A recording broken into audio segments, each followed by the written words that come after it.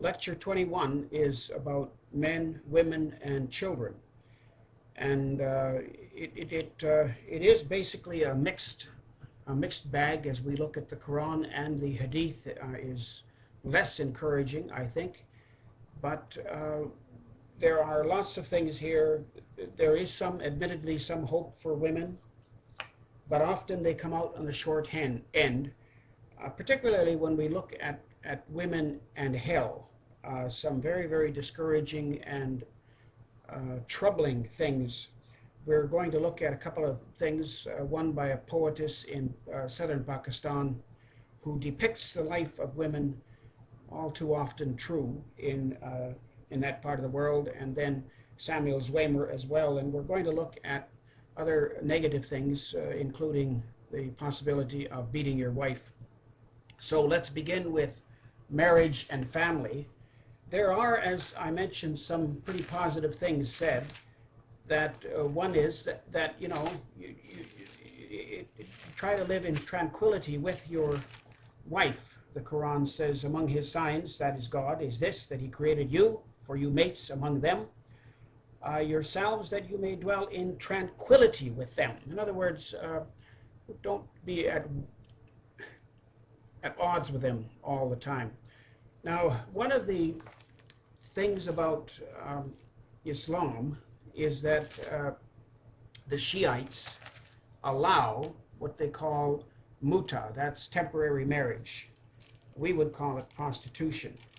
But the idea is that a man, if he's going into business, in other words, if he's going to be working in this city for 2 weeks, 4 weeks, or a month, or 3 months, he can legally make some kind of a temporary arrangement with a woman to live with her and cohabitate with her.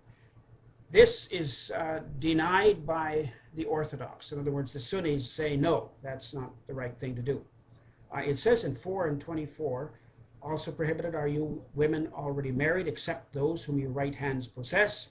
Thus hath Allah ordained prohibitions against you, except for those. All others are lawful, provided you seek them in marriage with gifts from your property, desiring chastity, not lust, seeing that you desire benefit from them. And then it goes on to say, mutually, there is no blame, well, a little above that, as prescribed, but if after a dower is prescribed, you agree mutually to vary it, there's no blame on you, and Allah is all-knowing, all-forgiving. So this was done in pre-Islam, I guess, and the Shiites, probably on the basis of this verse, say that it's okay to make some kind of temporary arrangements. I don't know what kind of women would agree to this, but I suppose they would be women who had been widowed or somehow were in need and would go along with this. That's a negative factor, surely, because it causes all kinds of problems. Now, adultery. The Quran says that you flog for it. In 24 and verse 2, it says, the woman and the man guilty of adultery or fornication, flog each of them with 100 stripes. Punishment for both of them, notice. But the truth is that often what happens is that there are privileges. In other words, the woman is the one who really suffers the most. And just like in John chapter 4, where somehow the Pharisees overlooked the man's responsibility. And notably, there has to be 4 witnesses, which isn't very practical, really. According to the Quran, 4:15, it says that if any of your women are guilty of lewdness, take the evidence of 4 reliable witnesses from among you against them, and if they testify, confine them to houses until death do claim them, or Allah ordain for them some other ways. So that's part of the introduction to this idea. But then, in contradiction, the tradition says stone them. If you look at Mishkat, for example, volume 1 and page 757, it talks about stoning them. So on the one hand, flogging, and then here it talks about stoning them. So that is a contradiction. Now there are definitely some positive things that are said about women and children and so on. It does say that children are a gift of God, and it says that they are bearing infant girls is not to be done. This is certainly a positive feature. There are verses in the class notes that talk about this. For instance, 16, 58 to 59, and I guess more specifically 43, 10, and 81 verse 8. We've talked about this before, that Muhammad he just didn't go along with this, and that is certainly to be noted about Muhammad, that he put a stop to it. There is some hope for women, and there's not much actually for either men or women, and there's very little assurance of salvation, but certainly less for women.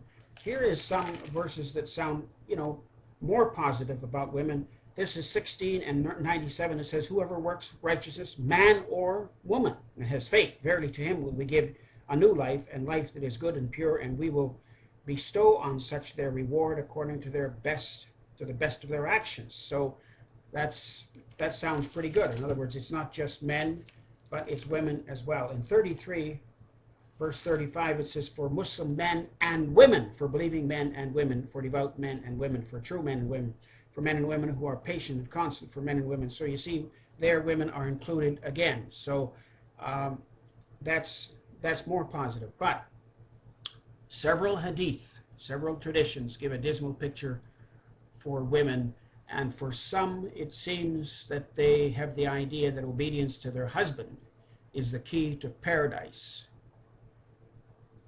And so that is an unhappy picture. The following text gives some examples where women are devalued or debased, and here are some examples in the traditions. Now, one thing is that menstruating women cannot participate in ritual prayer and fasting. This sounds like the Old Testament, doesn't it? Where there are restrictions put on in that respect. They are,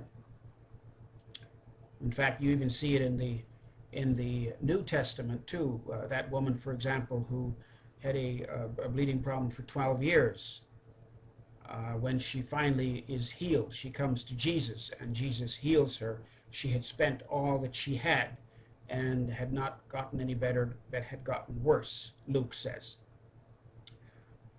This is true of Muslim women as well, and the verse there is Al-Bukhari, volume 2 and 52 is the reference. And then I think the most discouraging thing is that in the traditions, it says that gives the impression that for only 1 in 1,000 women in heaven, and there you have several references from the traditions, 1 out of 1,000 women in heaven, and then in the reverse, 1 out of 1,000 men in hell. So women are certainly coming out on the short end there. There is little hope, and women are they're often held responsible for man's temptations. So preventative measures need to be taken. In other words, the veiling. This is one of the reasons why some Muslims are so insistent on the veil, that preventative measure. In other words, if a man is tempted morally, then the woman is somehow blamed for it. Now there is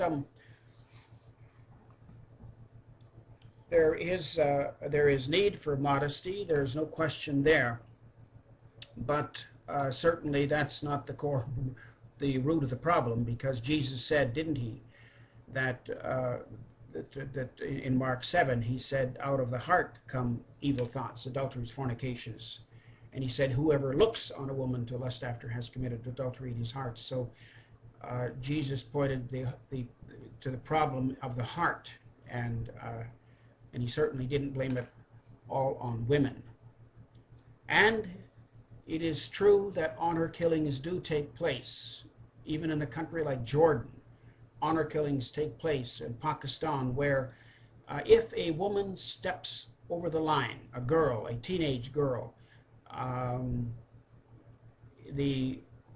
someone in the family, perhaps an uncle or somebody or brother, would take it upon themselves to kill the girl because she has dishonored the entire family. It's quite interesting that even though a woman is put down in many Muslim societies, on her frail shoulders hangs the honor of the entire family. And the sad part of it is also that even if there is suspicion of wrongdoing, if there's suspicion, and for that, if some fathers, what they will do if the minute the girl, the daughter, reaches puberty, they will marry her off to avoid any hint of wrongdoing, or to make sure that there's no messing around. This is very, very strict, and honor killings do occur all too often, and even in Europe